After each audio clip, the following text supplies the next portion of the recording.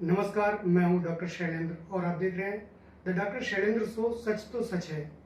साथियों, आज की इस कड़ी में आपको मिलाते हैं भारतीय पुलिस सेवा के आईपीएस अधिकारी जो कि मध्य प्रदेश के डीजीपी थे। हमारे साथ आज स्वतंत्र भारत के वर्ष 1954 बैच के आईपीएस अधिकारी पूर्व डीजीपी श्री शिव मोहन सिंह जी हैं, जिनका मैं इस कार्यक्रम के माध्यम से स्वागत करता हूँ। सर, आपका इस कार्यक्रम में बहुत बहुत स्वागत है। इस कार्यक्रम के माध्यम से हम बात करते हैं जीवन के उन अनछुए पहलुओं को जिन्हें केवल आपने महसूस किया है। आपने गुलामी का दमन भी देखा है और आज़ादी के बाद का सफ़र भी देखा है। इससे पहले कि हम बात करें, आप अपने परिवार, गांव और शिक्षा के बारे में क्या कहना चाहेंगे सर? हम प्रतापगढ़ जिला सतना तहसील अमरपाटन के रहने वाले हैं, मूल निवासी हैं। और वहाँ पहले हमने प्राइमरी शिक्षा अमरपाटन में प्राप्त की। उसके बाद हम ग्वालियर चले गए। हमारे भाई साहब वहाँ इंस्पेक्टर ऑफ स्कूल्स थे, लाल हरदस सिंह, उनके पास रह करके हमने गोरखी स्कूल ग्वालियर में 8वीं तक शिक्षा प्राप्त की। उसके बाद रीवा आ गए और मार्तंड स्कूल में शिक्षा प्राप्त की। समय फिर हम दरबार कॉलेज में आए और बीएससी पास करने के बाद पुलिस सेवा में आ गए और तब से 1986 तक पुलिस सेवा में रहे आए। सर, आपने वर्ष 1949 में जब की आज़ादी के बाद राज्य प्रशासनिक सेवा में आए, तब आपने कैसा अनुभव किया? पुलिस में मैं जो उस वक़्त रीवा स्टेट सर्विस थी और रीवा स्टेट एक अच्छे प्रशासन के लिए जानी जाती थी। और यहाँ पर एमपी सीपीएन बरार का पुलिस रेगुलेशन लागू था। उसी के हिसाब से, उसी के अनुकूल यहाँ पुलिस की कार्य प्रणाली चलती थी। और उस समय पब्लिक में यहाँ पर कई स्टेटें थी जिसमें छोटी बड़ी सब मिला करके उन सब स्टेटों का एक रेगुलेशन बना और उसी से कार्य संचालन होता रहा। जब आपने सर्विस ज्वाइन किया तब आपको कैसा लगा? हमको उस समय पुलिस की सेवा बहुत रिस्पेक्टेबल या वंदनीय नहीं मानी जाती थी। तो हमारे पिताजी इससे बहुत खुश नहीं थे क्योंकि ज़्यादातर इस समय पुलिस एक दमनकारी यंत्र माना जाता था। पर धीरे धीरे जैसे समय गुजरा उससे हम भी परिचित हो गए और वो भी परिचित हो गए। पर ये बात कहने के लिए है कि पहले एक सिपाही अगर गांव में चला जाता था तो पूरे गांव को बांध करके ले आता था। लेकिन ऐसा अब नहीं है। अब पुलिस पार्टी पर अटैक होता है तो बहुत फर्क आ गया मानसिकता में, जनता के, पुलिस के। और आज की जो परिस्थितियां हैं उनके अनुकूल पुलिस काम कर रही है। सर, अगर बात करें तो आपने अंग्रेजों की दास्ता का दौर भी देखा है। हाँ, वो भी देखा। हमारे ऑफिसर जो थे वो यूपी और सीपीएन बरार से ही ज़्यादा आते थे। उन्होंने ब्रिटिश रिजीम में काम किया था। उनका जो काम करने का तरीका था वो वही पुराना था जी जी जो कि ब्रिटिश राज में हुआ करता था। जी जी। सर, जब आप 1954 में आईपीएस के रूप में आपका प्रमोशन हुआ, तो उस समय आपकी प्राथमिकताएं क्या रही? पर तब उस वक्त मैं नागालैंड में पोस्टेड था और ये सन 60 की बात है। जी जी सन 60 में मतलब रेगुलर जो हमारा अपॉइंटमेंट हुआ वो 54 से माना गया, लेकिन हम लिस्ट में सन 60 में आए। जी पर जब से हम कार्डर पोस्ट के अगेंस्ट ऑफिशिएट करते थे, तब से हमारी सीनियरिटी 54 बनाई गई। जी जी। सर, आपने प्रदेश की पुलिस व्यवस्था की कमान संभाली जब, तब उस समय दस्यु डकैतों का काफ़ी घमासान चल रहा था और चंबल में गोलियां गूंज रही थी। तब आपने भी काफ़ी कड़े कदम उठाए। छतरपुर में पहली पोस्टिंग हमारी हुई, जी जी जो कि विंध्य प्रदेश में सबसे ज़्यादा अफेक्टेड जी जी और जिला था। वहाँ हमारी पोस्टिंग हुई और उस वक़्त वहाँ 72 गैंग ऑपरेट करते थे। जी जी महीने में एक आध बार पुलिस की मुठभेड़ हो जाती थी, जी कई सिपाही मारे गए। और इस दौर में मैं वहाँ सन 60 तक पोस्टेड रहा जी और यही दौर डकैती का बाद तक चलता रहा। सन 60 में मैं भिंड में जी पोस्ट हुआ और मुझे एक सेक्टर के चार्ज मिला और उसके बाद ही मैं नागालैंड मेरी पोस्टिंग हो गई, जी क्योंकि नागालैंड में काफ़ी उपद्रव था जी जी और नागा जो आतंकवादी थे वो 100 150 के गिरोह में घूमते थे। और हम लोग जब गए तो महीने में 1-2 दिन अवश्य पुलिस पोस्ट पर फायरिंग होती थी। जी तो ये माजरा चलता रहा। सर। फिर इसके बाद मैं वहाँ से आया, SP Jabalpur, additional SP Jabalpur हुआ। फिर उसके बाद मुझे कश्मीर जाने का मौका मिला। जी जी मैं जाने मौका क्या मिला, होम मिनिस्ट्री से आदेश आए कि कोई ऑफिसर जिसने आर्मी के साथ काम किया हो जी उसको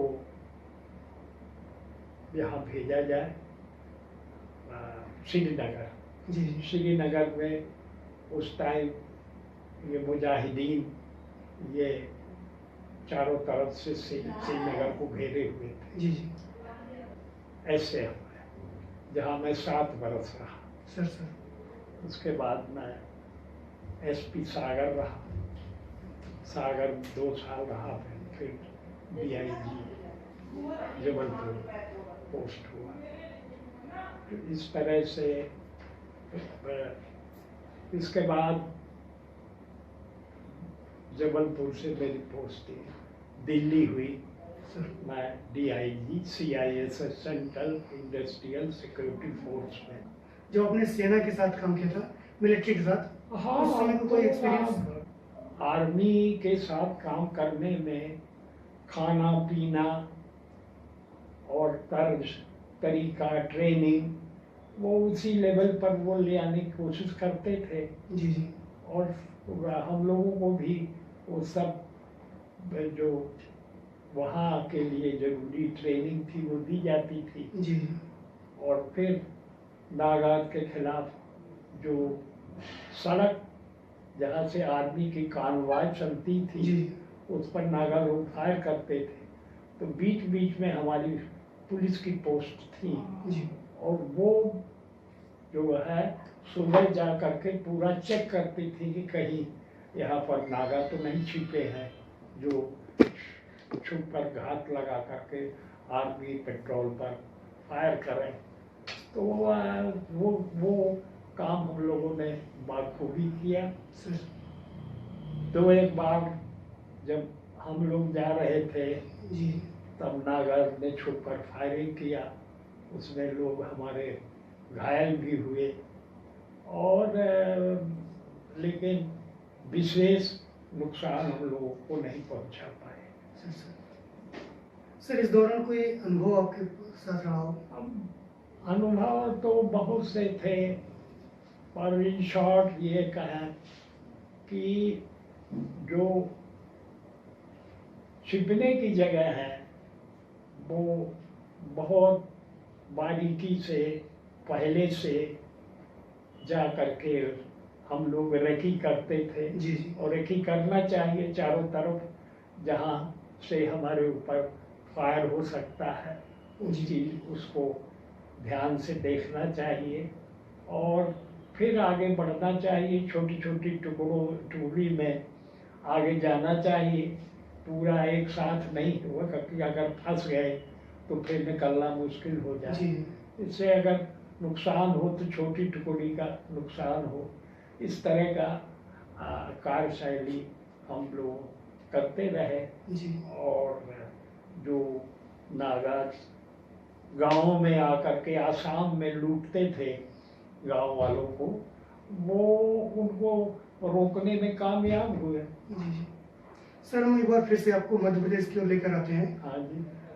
आप जब दस्युओं का या डकैतों का आतंक था उस समय आपने एक कदम उठाया और उनको मुख्य धारा में जोड़ने का प्रयास किया था। देखिए मैंने क्या, ये तो शासन की नीति थी और तहसीलदार सिंह जो मानसिंह गैंग के डकैत थे जी जी। और मानसिंह के सबसे बड़े पुत्र थे, जब वो जेल से छूट करके आए तो उन्होंने विनोबा जी के अप्रोच किया जी। और उनसे आग्रह किया कि आप डाकुओं को हाजिर कराइए और जिससे खून खराबा और लोगों की मौत न हो और ये समस्या का निदान कहीं ना कहीं खोजा जाए। तब विनोबा जी आए जी। और विनोबा जी ने यात्रा की और उसमें ये डकैत मानसिंह गैंग के 15-16 जो खूंखार डकैत थे वो सरेंडर हुए। मानसिंह पहले मारे गए थे जी। और तहसीलदार सिंह का उसमें बड़ा योगदान था और उन्होंने प्रयास करके सब डकैतों को हाजिर कराया। जो कुछ रह गए थे वो पुलिस की गोली से मारे गए, लेकिन वो भूमि ऐसी है कि वहाँ का आदमी जो है बड़ा स्ट्रॉन्ग, तगड़ा, शारीरिक जो उसकी संरचना है, पानी का भी असर है और बेहड़ है। जी। बेहड़ उनको कहते हैं जो नदी नाले के उससे वो बन जाते हैं। जी, कटाव से। हाँ, कटाव से। तो वो उस कटाव से जो जमीन खाली हो जाती है वो उनके छिपने की बहुत माकूल जगह होती है। और इसमें हम लोग जब जाते थे तो उसी बेहड़ से हमको भी चलना उनको भी चलना। कई बार मुठभेड़ भी हुई जी। लेकिन मानसिंह कहा करते थे, एक बार का वाकया है कि मैं भिंड में उस वक्त पोस्टेड था सर। तो हम लोग रात में जीप से जा रहे थे, तो उनके और गैंग वालों ने कहा कि पुलिस पार्टी जा रही है, इसको पत्थर रख दो सड़क पर जी, और जब ये करेंगे तो हम अटैक कर देंगे। अटैक करेंगे और इनकी राइफलें छीन जी, लेंगे। मान सिंह ने कहा कि जब वो सरेंडर हुए थे तब ये बातें निकल करके आई। जी, जी, उन्होंने कहा देखो, हमारा काम है भागना और पुलिस का काम है पीछा करना। जी, तुम मार दोगे 4 पुलिस वालों को, कल 40 यहाँ पोस्ट हो जाएंगे। जी, तो ये बेवकूफ़ी मत करो और किसी को मारना नहीं ना। और ठीक है, उनका जो काम वो करें। और मान सिंह बहुत ही एक कहना चाहिए सोच सोच समझ कर काम करने वाले 10 गिरोह में से थे। जी, एक बार उन्होंने एक दीक्षित सब इंस्पेक्टर थे, पूरा नाम मुझे अब याद नहीं, जी, वो जा रहे थे 2-3 सिपाहियों को लेके, तो उन्होंने पकड़ लिया। इनका गिरोह करीब करीब 30 आदमियों का था, घेर के पकड़ लिया और उनको इतना बालू में गाड़ दिया, तो गले तक जो है। गले तक गाड़ दिया उसमें बालू। कहने लगे यहाँ निशाना लगाओ। अच्छा, माथे पे। हाँ। तो उनके गैंग वालों ने ये सब किया, तो मान सिंह के पास खबर गई, वो थानेदार को पकड़ लिया।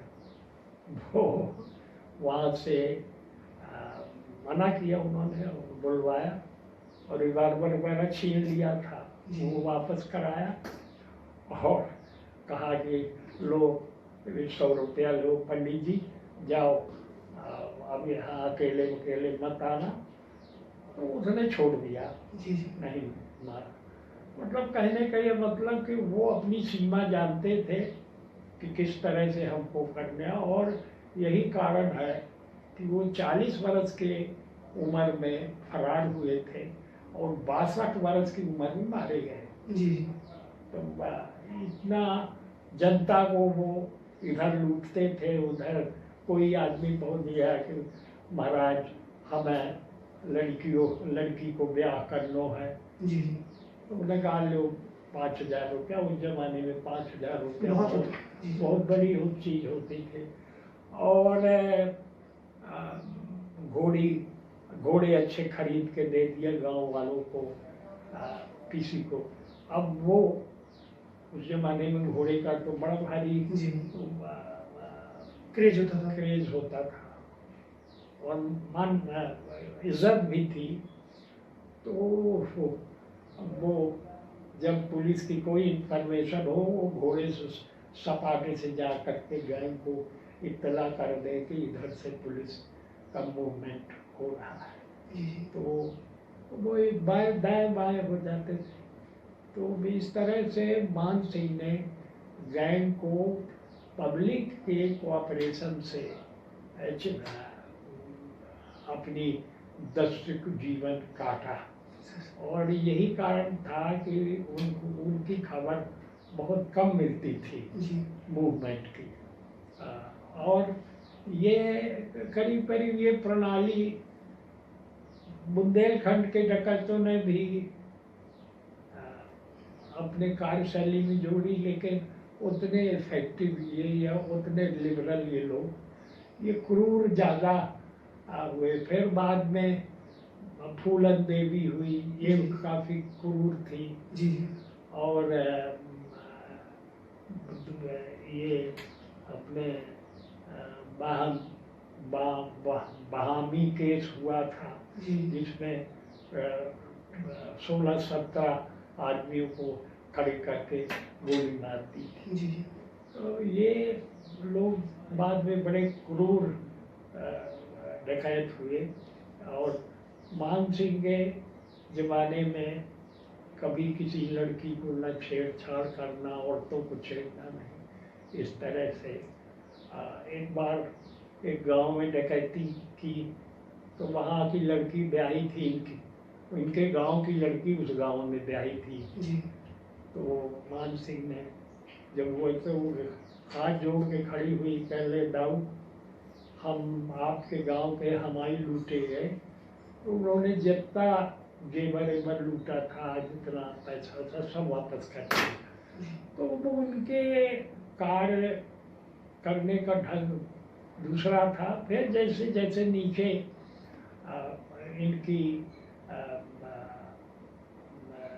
प्रणाली नीचे आती गई, इनकी धारा नीचे आई, तो फिर ये बड़े क्रूर हो गए बहुत।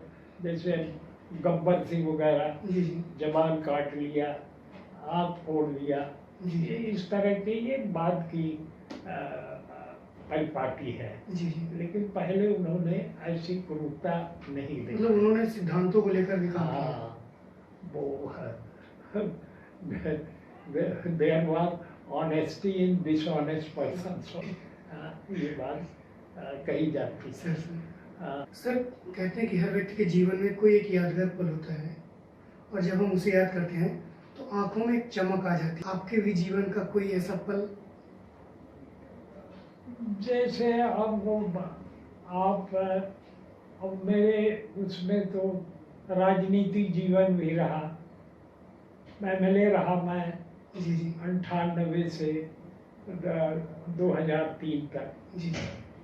पुलिस अफसर भी रहा, डकैतों के साथ संघर्ष का भी रहा, एडमिनिस्ट्रेटिव भी रहा, फिर बाद में पॉलिटिकल भी रहा। मैं CID में भी पोस्टेड रहा, मैं आर्म पुलिस में भी रहा, इंडस्ट्रियल सिक्योरिटी में भी रहा। तो इनके अलग अलग परिपाटी थी और पटाक्ष अलग अलग था। आपका कोई संघर्ष? देखिए, हमारा जब हम नागालैंड में थे तो हम लोग आर्मी के प्रोटेक्शन में जा रहे थे। वो शाम वक्त का वक्त था, करीब वहाँ जल्दी सूर्यास्त होता है नागालैंड में, और जल्दी उदय होता है। 4 बजे की बात थी। तो नागाज में करीब 150 उन्होंने अटैक कर दिया आर्मी के कानवाई में। उसमें करीब गोरखा रेजिमेंट का, उसमें करीब 14-15 आदमी मारे गए और सभी फंस गए थे उसमें। चारों तरफ से रात भर गोली चलती रही। फिर आर्मी ने हेडक्वार्टर को अपने वो बताया कि ऐसे बड़े सवेरे ने अपनी फोर्स और रेनफोर्समेंट भेजा और हेलीकॉप्टर से ऊपर से देखने की कोशिश की, तो वो फिर भाग गए नागा को। पर उस रात में जो ठंड का मौसम था, लेकिन पूरा पसीना पसीना सबके आ रहा था कि किसको गोली लगती है, किसको नहीं लगती। हर गोली की आवाज में कुछ न कुछ डर बना रहता था। हाँ, वो तो सैकड़ों दिवाली के सरी का पटाखा चारों तरफ इधर भी उधर से चल रहा था। घंटों चला, फिर थोड़ा थोड़ा रुक रुक के कहीं इधर कहीं उधर। तो एक वो थ्रिल थी जी। और खुशी की बात ये थी कि जब हम लोगों को कोई बड़ी कामयाबी मिली, जैसे मलखान जी का अर्जुन सिंह जी चीफ मिनिस्टर थे, जब उन्होंने सरेंडर हुआ, जी उन्होंने सरेंडर किया था, सरेंडर किया, तो सब इन कार्रवाई में जितना हम लोगों का एफर्ट था, जो हमारी कार्य क्षेत्र में जो कामयाबी मिली जी, उससे बहुत खुशी होती थी। और हालांकि उनको जेल जाना पड़ता था, लेकिन हमको चूँकि हमारी प्रोफेशनल एफिशिएंसी को एक प्रमोशन मिलता था, तो उससे खुशी होती थी। यही वहाँ का समझ लीजिए। फिर अर्जुन सिंह जी के साथ मैं पंजाब में रहा। सर आप डीजीपी भी थे हाँ पुलिस प्रशासन में, हाँ और उसके बाद फिर प्रशासन में जब आए हाँ। एमएलए बन करके, हाँ तो इस दौरान कोई आपकी ऐसी इच्छा जो आप करना चाहते थे लेकिन नहीं कर पाए? हाँ, ये बहुत मूलभूत प्रश्न है। मुझे एक बात का जरूर वो लगा कि विंध्य प्रदेश जो खत्म हुआ जी तब सुशील चंद्र वर्मा जो चीफ सेक्रेटरी थे वो बाद में मेंबर पार्लियामेंट हुए। उन्होंने कहा था कि जब छत्तीसगढ़ बना तो उन्होंने कहा कि एक वेल ऑर्गेनाइज्ड स्टेट विंध्य प्रदेश को उसको तोड़ दिया गया, और अब छत्तीसगढ़ को बनाने की कौन सा औचित्य आ गया, मेरे समझ में नहीं आया। जी तो मैंने विंध्य प्रदेश बनाने का प्रस्ताव विधानसभा में रखा, और वो चूंकि छत्तीसगढ़ वाले जा रहे थे उनका भी, तो सर्वसम्मति से वो सेपरेट विंध्य प्रदेश का अस्तित्व लाने का एक बिल पास हो गया। वो मेरे लिए सबसे बड़ा अचीवमेंट रहा। और फिर बाण सागर बन रहा था, तो उसके लिए जितना मुझसे हो सका प्रयास, और कहते थे इरिगेशन मिनिस्टर की, जब मैं जाता हूँ तो आपकी चिट्ठी एक जो मेरी टेबल पर पड़ी रहती है बाण सागर के, वो कुछ ऐसे अवरोध आ गए थे कि जो एक ऐसे कॉन्ट्रैक्टर को ठेका मिल गया जो काम कर ही नहीं सकता था। फिर बाद में दिग्विजय सिंह ने उसका टर्मिनेट किया कॉन्ट्रैक्ट में, वो कोर्ट में गया, ऐसे 2-3 साल लग गए, तो बीजेपी गवर्नमेंट आ गई, तो उनको श्रेय मिला बाण सागर और पूरा करने का। सर आपने पूर्व की पुलिस व्यवस्था देखी और वर्तमान की भी पुलिस व्यवस्था देखी, और इस स्थिति में आप पुलिस को क्या संदेश देना चाहते?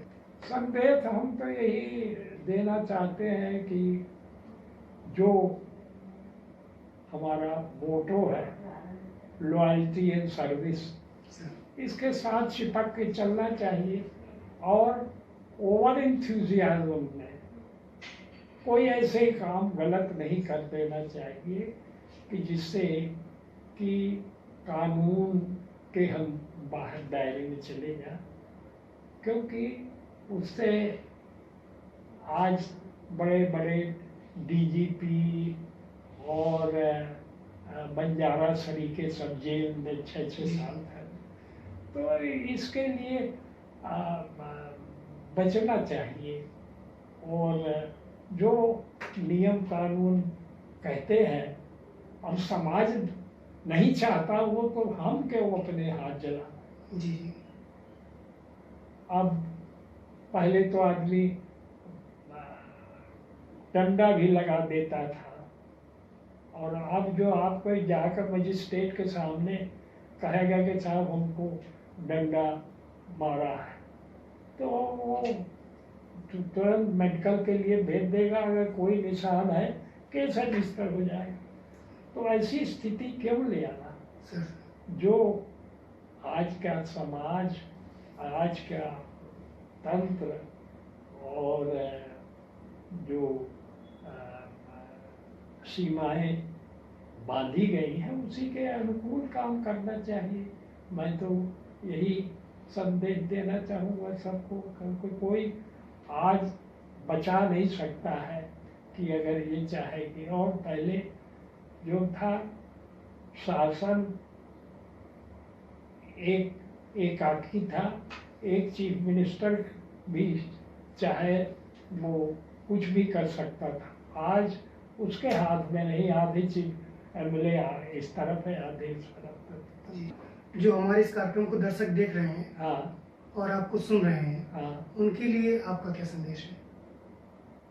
उनके लिए कहूँगा कि आज वो इन सब चीज़ों के लिए जो दूसरे की पीड़ा है, इसके लिए उनको सेंसिटिव होना चाहिए और आवाज़ उठानी चाहिए। जब इतना माध्यम आज मीडिया का, प्रिंट मीडिया और दूसरे सोर्सेज ऑफ कम्युनिकेशन हैं, तो उनका भरपूर इस्तेमाल करना चाहिए। साथियों, हमारी खुशनसीबी है कि आज हमारे बीच द डॉक्टर शैलेंद्र शो सच तो सच है में स्वतंत्र भारत के वर्ष 1954 के बैच के आईपीएस अधिकारी पूर्व डीजीपी शिव मोहन सिंह जी ने अपना अमूल्य समय दिया। इसके लिए आप सभी की ओर से मैं उनको बहुत बहुत धन्यवाद देता हूँ। आपका बहुत बहुत धन्यवाद सर। सच तो सच है में बस आज इतना ही। पुनः आपसे फिर मुलाकात होगी। तब तक के लिए आप हमें इजाज़त दीजिए। नमस्कार, आदाब, सत श्री अकाल।